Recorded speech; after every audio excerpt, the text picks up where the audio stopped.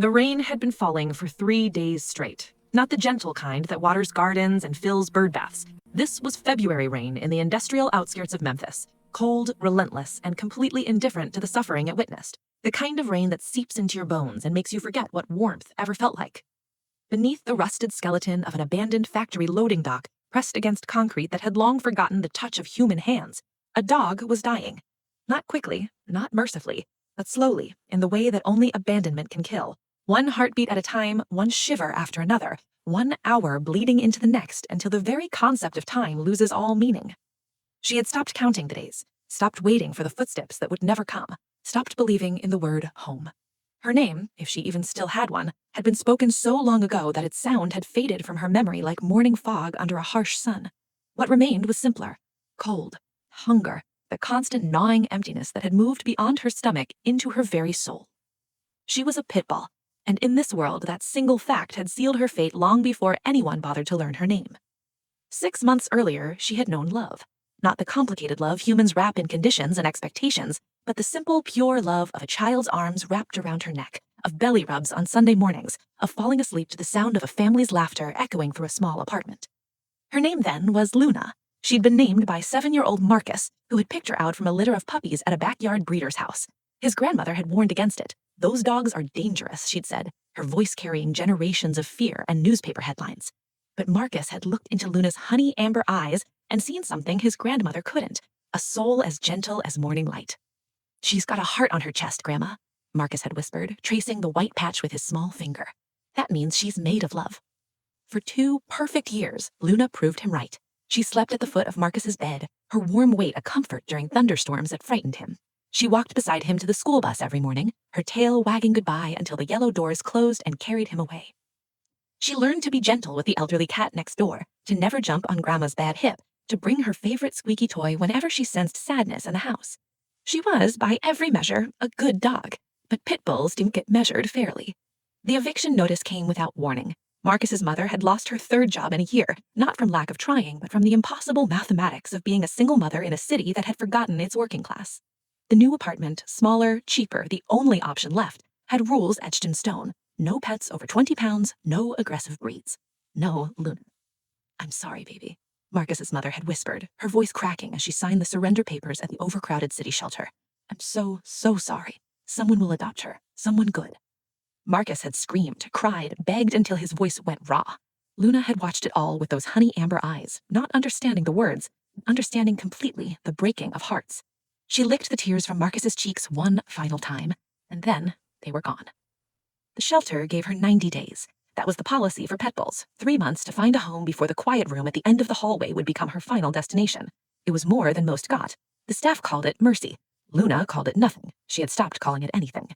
Day after day, potential adopters walked past her kennel. She would press her nose against the chain link, that heart-shaped patch visible on her chest, her tail offering tentative wags of hope.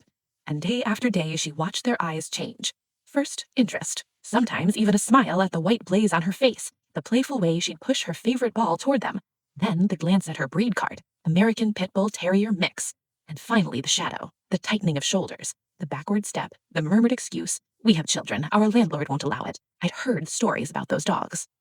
She was 3 feet away from them, close enough to show them her gentle soul, her silly wiggle, her desperate need to love and be loved, but all they could see was a headline. I won't tell you everything that happened next. Some horrors don't deserve words. Some cruelties, when spoken out loud, give them more power than they have earned. What I can tell you is this. For 4 months, Luna learned that the worst monsters don't have 4 legs. She learned that her gentle nature was considered weakness. She learned that her refusal to fight made her worthless. She learned that love, the only language she had ever known, could not protect her from humans who had forgotten their own humanity. The 3 scars on her right shoulder tell part of the story. The notch missing from her left ear whispers another chapter. But the real damage was deeper than any scar could show. It was in her eyes. The honey amber warmth that Marcus had fallen in love with went dark, the playful spark extinguished. What remained was something far worse than fear. It was emptiness, the hollow look of a soul that had finally stopped hoping. When they were done with her, when she proved too gentle to ever be what they wanted, they drove her to the industrial district on a cold February night. They opened the car door, and they left her there. 87 days. That's how long Luna survived in the industrial wasteland where they dumped her. 87 days of rain and cold and hunger. 87 days of eating rotted garbage when she could find it, and eating nothing when she couldn't. Her body, once strong and muscular, consumed itself. First the fat reserves, then the muscle, then parts of herself she couldn't afford to lose. By the time February's cold truly settled in, Luna was a skeleton wrapped in blue-gray fur. She had found the loading dock on her 32nd day, a concrete cave that offered minimal shelter from the rain. It became her world. 10 feet by 8 feet of cold, damp darkness. She rarely left it anymore. Moving required energy she no longer had. Hoping required a heart she no longer believed in. She lay there, hour after hour, watching rain drip from the rusted metal above. Drip, drip, drip. Each drop a moment passing, each moment bringing her closer to an end that she had stopped fearing long ago. I saw the loading dock first, then the smell hit me, that unmistakable scent of neglect and suffering that every rescuer knows and dreads. Then I saw her. My knees actually buckled. I had to grab the rusted railing to keep from falling, because lying there in a pool of her own urine and rainwater was what remained of a dog who had once known love. At first, I thought she was already dead. She was so still, so thin, just a collection of bone draped in loose, dirty fur. I could count every single rib, could see each vertebrae of her spine like a terrible mountain range. Her hip bones jutted at angles that seemed impossible, architectural evidence of starvation's cruel mathematics. Then she blinked, one slow, effortful blink of those honey amber eyes, and in that single movement I saw the depth of her exhaustion, not just physical, but spiritual. She looked at me the way drowning people look at distant shores, registering presence without hope of reaching it. I've seen scared dogs, aggressive dogs, dogs so traumatized they tried to bite anyone who came near. Luna was none of those things. Luna was empty, and somehow that was worse. I lowered myself to the wet concrete, ignoring the cold that immediately soaked through my jeans. Made myself as small and unthreatening as possible. Spoke the way I'd speak to a ghost, soft, reverent, asking permission to exist in the same space. Hey there, beautiful girl. Hey, sweet baby. My voice cracked on the words. Professional distance, that protective wall I'd spent years building, crumbled like wet paper. She didn't move, didn't lift her head, didn't wag but remained with her tail. But she watched me. Those hollow amber eyes tracked my movements with a weariness that wasn't fear. Fear requires energy, requires believing survival matters enough to fight. This was simply observation, the last flicker of consciousness registering the world before departure. I spent 45 minutes on that concrete floor, talking to her, singing at one point, a lullaby my grandmother used to sing, words I hadn't spoken in 20 years, telling her about the warm bed waiting at the rescue, the medical care that could help her, the future she couldn't imagine but I could see clearly. I told her about second chances. I told her she deserved one. And slowly, so slowly that I almost missed it, something changed in her eyes. Not hope, not yet. Hope was too heavy a word for what I saw. Curiosity, a tiny, fragile question. Why are you still here? Getting Luna to my... I carried her. 23 pounds. That's what she weighed in my arms. A dog who should have been 55. I've carried grocery bags heavier than this dying creature who had once been someone's whole world. Dr. Martinez at the emergency vet didn't sugarcoat it. She's in multiple organ failure, kidneys barely functioning, heart arrhythmia from electrolyte imbalance, severe anemia, infected wounds, parasites I'd need a microscope to count. He looked at me over his glasses with the expression I'd seen too many times, the one that prepares you for the conversation about quality of life and humane options. The kindest thing, I interrupted, is giving her a chance. Her tail wagged for me. She chose to keep fighting. I'm choosing to fight with her. Silence, then a slow nod. It's going to be expensive, and she might not make it anyway. I know. Why this one? You've seen dozens of cases like this. I thought about the question, about Marcus, whose name I didn't know yet but would learn later, about the heart-shaped patch on a chest that shouldn't still be rising and falling. Because she looked at me, I said finally, and she was still in there. Somewhere behind all that pain, she was still in there. And she deserves to know that humans can be good. The first 72 hours were a war. Luna's body, so long deprived of everything it needed, didn't know how to accept help. Refeeding syndrome, a dangerous condition where nutrition after starvation can cause fatal complications, became our greatest enemy. Every calorie had to be measured, every fluid drop calculated. Too much too fast could kill her as surely as too little too slow. I stayed at the clinic, slept on a cot beside her kennel, talked to her through the long nights when her monitors beeped their warnings and her breathing grew ragged and uncertain. On the third night, everything went wrong.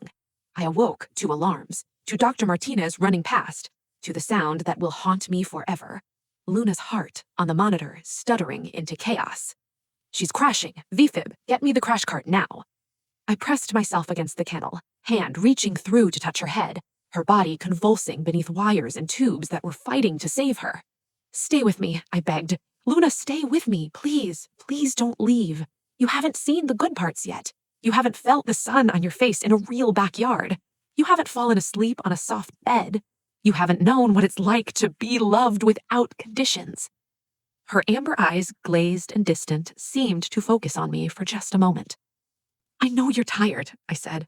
I know it hurts. But Marcus, the little boy who named you after the moon, he'd want you to keep fighting. He loved you so much, Luna. You were his whole world. And I know you remember that. I know you remember what love felt like. The monitor screamed its warning. A vet team worked in desperate synchrony, and I held her gaze, refusing to let her go gently into that dark night. Fight, I whispered. Please, fight. Recovery was its own kind of rescue. Every day brought tiny victories, a pound gained, a wound healed, a moment where Luna's tail would wag, really wag, at my approach. But the physical healing was half the battle. The first time I reached toward her quickly, just to grab my dropped phone, Luna flattened herself against the floor, ears back, eyes squeezed shut, waiting for a blow that never came. It took 3 weeks before she'd eat while I was in the room, 4 weeks before she'd meet my eyes without looking away, 6 weeks before the first playbow, that universal dog invitation to joy, bent her recovering body toward a tennis ball. I cried that day too, happy tears this time. She was learning, slowly, that hands could be gentle, that raised voices could mean excitement, not anger, that humans, some humans at least, could be trusted. And as her body rebuilt itself, her personality emerged like spring flowers pushing through snow. She was goofy, silly, the kind of dog who would carry her favorite toy everywhere and show it proudly to anyone who visited.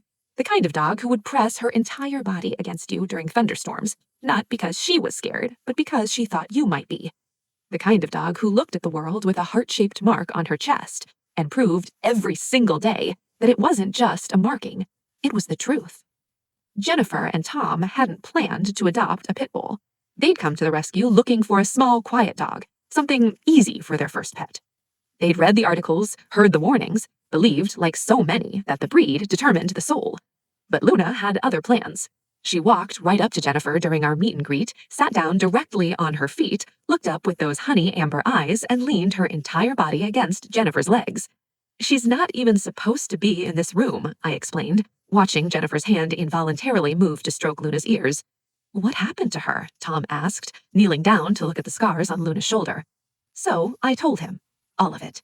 The love she'd known and lost, the cruelty she survived, the night her heart stopped and started again. When I finished, Jennifer was crying. Tom was already filling out the application. We came here for an easy dog, he said, voice rough with emotion, but I think maybe she's the one who needs us, and maybe, he looked at the heart on Luna's chest, maybe we need her too.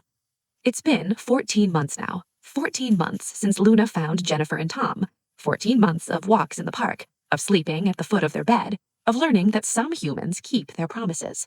She has a favorite spot on the couch, the corner by the window where she can watch squirrels and judge them silently for their life choices. She has a basket full of toys, though her favorite remains a ridiculous squeaky hamburger that she carries everywhere like a precious treasure. She still flinches sometimes, still has nightmares that make her whimper in her sleep. The trauma doesn't disappear, it becomes a landscape you learn to navigate rather than a prison you're trapped inside. But when those moments come, Jennifer is there with soft words and gentle hands. Tom is there with treats and patience. They understand that Luna's past is part of her present, and they love all of it. The joy and the sorrow, the playbows and the panic attacks. Last week, they sent me a video. Luna lying in a sunbeam on a soft bed, belly exposed, tail wagging lazily. Tom's hand rubbing her chest, Jennifer laughing in the background. And Luna's eyes, those honey amber eyes that once held only emptiness, looking at the camera with so much trust, so much peace that I had to pause the video and just breathe.